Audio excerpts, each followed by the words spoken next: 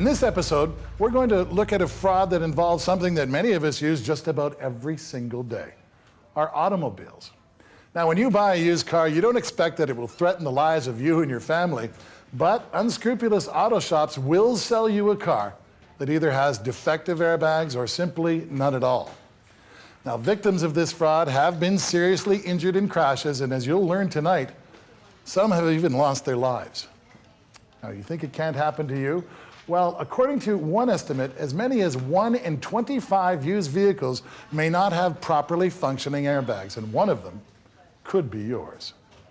But first, we're going to show you another type of vehicle fraud that can leave you financially ruined. There are dealers who will take your extremely expensive RV onto their lot and promise to sell it on consignment. Now, these unscrupulous dealers end up pocketing the money and leave you holding the bag. But as ever, there are ways to protect you and your family, and tonight, we're going to show you how.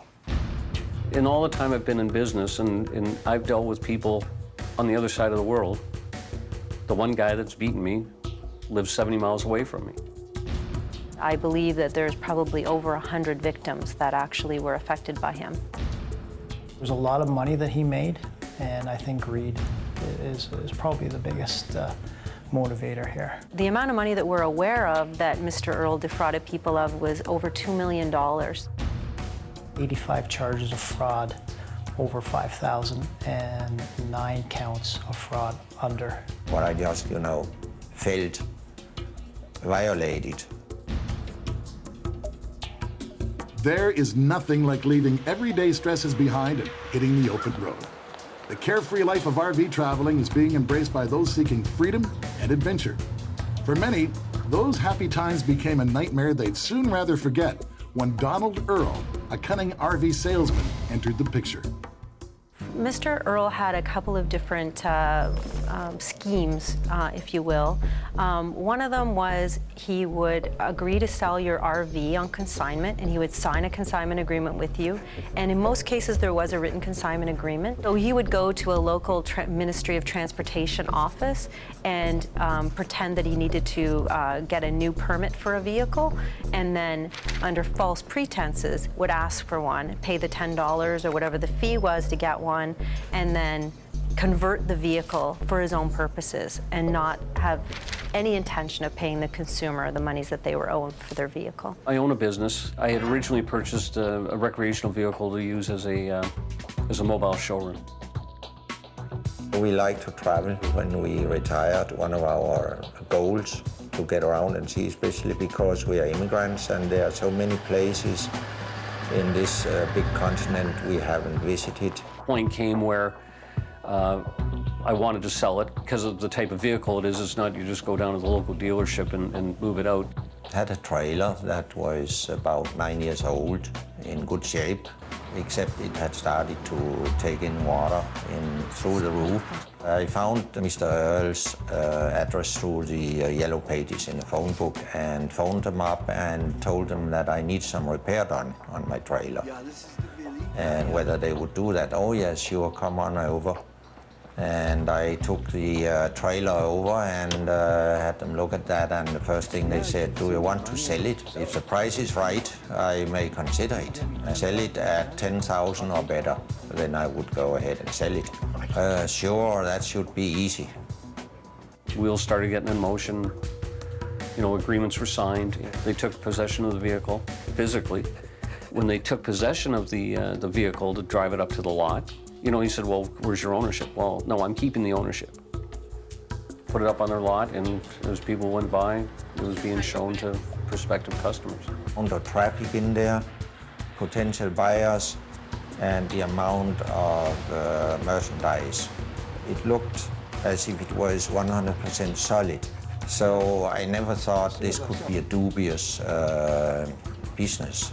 We drafted a contract in the amount of $10,000. So just leave it with us and we'll take good care of it. I did inquire, he's phoned in a couple weeks, I'd phone in a couple weeks, and there seemed to be some people looking at it, and So anyways, there was an opportunity I had to travel past that location on other business. On the way back, I would drop in and take a look and see if it was there. Well, when I got there, the vehicle wasn't on the lot. You could smell that there was trouble.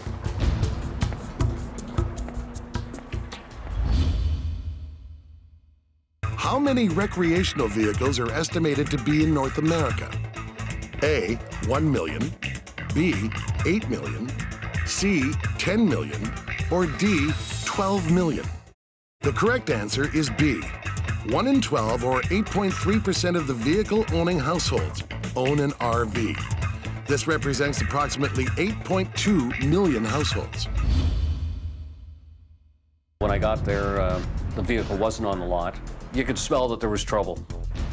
With that knowledge that it wasn't there, I went to one of the kiosks that the Department of Motor Vehicles has, and for $20 got a report that said that I didn't own it anymore. Complaints started to come in about Mr. Earl and the Barrie RV sales. At the time, it was just a few complaints. Nothing happened for a month or so until I started thinking, shouldn't they have sold it now, since they said it would be an easy sell? And therefore I phoned the company, and they said, no, it hasn't been sold yet. I started hearing some rumors about something not being right out there. It appeared that there was a wide-scale problem with this consignment sales place. Imagine your surprise when the vehicle you left at a dealer to sell is nowhere in sight. Customers visiting the lot can't find their trailers, and Mr. Earl is also hard to find. Willie convinced the receptionist to give him Donald Earl's cell phone number, but all he got was more lies. He then said, oh yeah, the trailer had just been sold yesterday. I asked him whether then the secretary could go ahead and write us a check, which he said he couldn't, because according to the contract, they had 30 days to pay us back. The facts I had in front of me indicated that there was a fraud. And as far as the government was concerned, as far as the Department of Motor Vehicles was concerned, I did not own that vehicle. Okay, now why don't I own the vehicle? Well, you signed the ownership. Well, I didn't sign the ownership. Well, there were also circumstances where Mr. Earl's modus operandi was a little different. And what he would do is he would sell someone a vehicle, but that vehicle's lien, the existing lien from the original purchaser, had never been satisfied. So you buy the good in good faith, thinking that you have ownership of it and free and clear entitlement to it. And it turned out in a lot of cases, he never paid off the original finance company. So consumers were confronted in some cases with a knock on their door or a phone call from a finance company saying, I'm sorry, but this vehicle's liened and you owe us. And in some cases, the amount of money that was owed was, $70 or $80 or even more $1,000. When Mr. Earl came to our attention that he was possibly defrauding a fair amount of people, investigation team began with search warrants for his business, production orders for bank accounts, several dozen victim statements. The reality is that I was behind the 8 ball. Well, you phone the insurance company and you tell them that, what's transpired, and they go, oh, well, we'll send that off to the claims department, and they came back and goes, we cover you for theft, but unfortunately this is fraud, and we don't cover you for fraud, and thank you very much. Mr. Earl was very convincing. He was very quick on his feet with responses to questions from consumers. 30 days came and went, and Willie had heard nothing from Donald Earl or the RV dealer. Willie took the matter into court, and he sued. I came into the court, and the judge awarded me the full amount that Mr. Earl owed me. It was, of course, a question how to get the money, and there the court told me point blank that that wouldn't be easy. That was up to myself to get the money out of him. Mr. Earl had started a business in a smaller town. My son and I then went there to confront him and serve him the papers. My son then looked around, and that's when he approached him and said to him, hello, Mr. Earl, how are you? and who are you? And then my son just said, here you are, these are the papers that are served upon you to come to court. And Mr. Earl then took the envelope with the papers and he just ripped it and threw it on the ground with quite an attitude. No remorse, for sure. And that was when I realized I might as well forget the whole sorry story. Being a retired person on a fixed income, $10,000 does hurt. We were able to arrest him in September of 2005. On the 19th day of September 2005, it was a trial date for Mr. Earl, and we had very credible, very honest victims that I think at the end of the day, when Mr. Earl saw everything piled against him, he pled guilty to 85 charges of fraud over $5,000 and 9 counts of fraud under $5,000. Mr. Earl received 3 years in a federal penitentiary and a restitution order of $2.6 million to the victims. I think Mr. Earl was driven by greed. I think Mr. Earl did not have a conscience. Somebody does something to you, and you can either sit back and say, lesson learned, or fight back. Make sure you run a used vehicle information package so that you can verify whether or not there are liens outstanding on the vehicle you intend to purchase. And make sure that if you did leave it there and the dealer is going to satisfy an existing lien, that they can provide you with proof that they actually have satisfied the lien. And certainly not leaving signed ownerships or powers of attorney that give anybody the right to transfer vehicles out of your name is very ill-advised. Fraud is rivaling the drug trade right now, and the losses each year to victims all over the world is staggering. If you place your mobile home up for sale at a dealer, how can you ensure that it hasn't been driven or rented without your knowledge? A, check the odometer. B, ask the dealer. C, measure the tread on the tires. Or D, install a GPS to track trips. If you place your mobile home up for sale at a dealer, how can you ensure that it hasn't been driven or rented without your knowledge? The correct answer is A. Although all of these suggestions are good advice, the best answer is to record the odometer readings when you deliver the vehicle to the dealership. 1 out of every 5 salvaged vehicles this has happened to. Saturday night, coming home on a 2-lane country road, and unfortunately his friend fell asleep at the wheel, and Bobby took the impact of the other car that hit them. Bobby died immediately.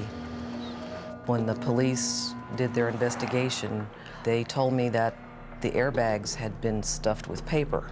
I think the profit and the greed overcomes any other human compassion that they may or may not have. People have been killed or maimed as a result of this type of fraud. It shocked me to find out that this is absolutely a common practice, that people do this every day, that they don't even think twice about it. Our son Bobby was a very active 18-year-old. Grew up in a rural community outside of San Diego. He had a lot of enthusiasm for everything he did, and he loved to fish. And he had a very good friend who he'd known for almost all out through school.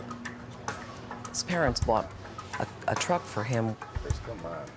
Arnold Parra owned a body shop, and he would just fix vehicles, but as a side business, he decided that he would go to these auction places and buy salvaged vehicles and fix them up and sell them. My husband and I went out that evening, that Saturday evening, and we thought Bobby was going to be staying home.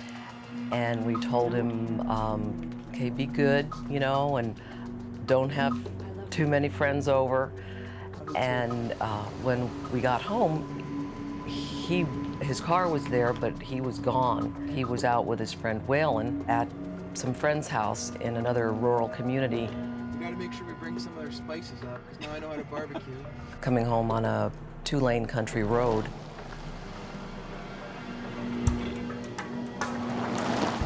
And unfortunately, his friend fell asleep at the wheel.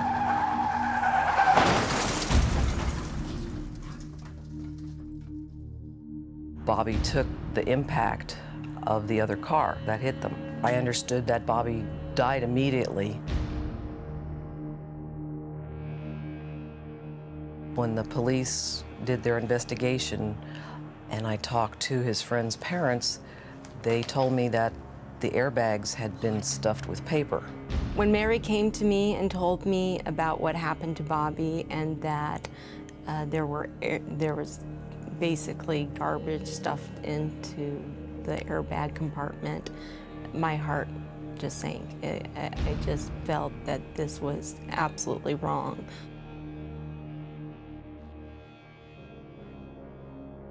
Arnold Parra, the one who owned the body shop, told Bob Blocker that he got a vehicle in mint condition, that it had not even been in a front end accident, that it was only in a very small rear end accident. Arnold Parra saw this vehicle. He absolutely knew the airbags had been deployed. He consciously lied to a very close friend of his about what had happened to that vehicle. Since Bobby's accident, we've learned that this is very common in salvage vehicles. What the criminal element would do would be take this bag, take the cover off and glue it, and then stuff it full of whatever they had at hand. Close back up, and if you didn't really look at it closely, you may not notice that it's a deployed airbag. What's a quick way to tell if the airbag in your new-to-you used car may have been tampered with? A, check the trim over the steering column to see if it's any different from the rest of the car. B, ask the mechanic if the airbag is okay or not. C, ask the prior owner of the vehicle. Or D, wait to get into a crash and hope the airbags were replaced. The correct answer is A, check the trim. The first step in detecting an airbag fraud is a visual inspection of the car interior. If you detect imperfections in the areas where airbags are located, demand that a qualified professional check the airbag system. A shop like this can turn out hundreds of vehicles a year where they don't replace the airbags. And that's just, if you just look at one vehicle, they may be saving $3,000. They could be making, $300,000. By telling people that there are airbags in it when there's not. Next vehicle history report can help alert you to the potential of a prior airbag deployment through accidents and service records that have been reported to us. The beauty of the Carfax system is that we gather information from 34,000 sources, so you don't have to. In this particular instance, this vehicle started its life in California and very quickly was involved in a major accident. The airbag deployed, and it was declared a salvage title or issued a salvage title by the state of California. Prior to the creation of the Carfax system, the used car purchaser in Wisconsin would have had no access to that information, wouldn't have known that that vehicle had been previously titled in California and issued a salvage title. This particular salvage title was reissued, and this car is currently being operated in Indiana. The problem with this situation is that you do not even think about it, whether your airbags are working or not, unless you're in an accident and unless you absolutely need them. And at that point, it's usually too late. Take you through some of the points that you need to look at and some of the easy things to spot when a fraudster has been doing his normal work and trying to deceive you, the unsuspecting car buyer. In the dashboard area where the passenger bag is, you look for any abnormalities, any creases, any tears, any obvious repairs, seams that don't look like factory. And the same goes for the driver airbag. Make sure that there's no tears, make sure that the horn works, look for any creases in the headliner. Handles, grab handles that are broken, any damage to the sun visors. If it's had a deployment, there's a lot of plastic in these cars, and a lot of the plastic gets damaged. Side airbags are usually mounted in the seats. That's the favorite place for a lot of the manufacturers. There is a seam here. I've seen people where they've sewn up the airbag deployment seam, and you can see that because it doesn't look like factory stitching. Arnold Parra never took responsibility for this accident and what had happened to Bobby. The jury, they awarded an amount for the loss of Bobby, but they awarded $15 million in punitive damages against Arnold Parra. We got the verdict against him. We learned that he committed suicide in his shop. Only I believe it was 18 days after the verdict.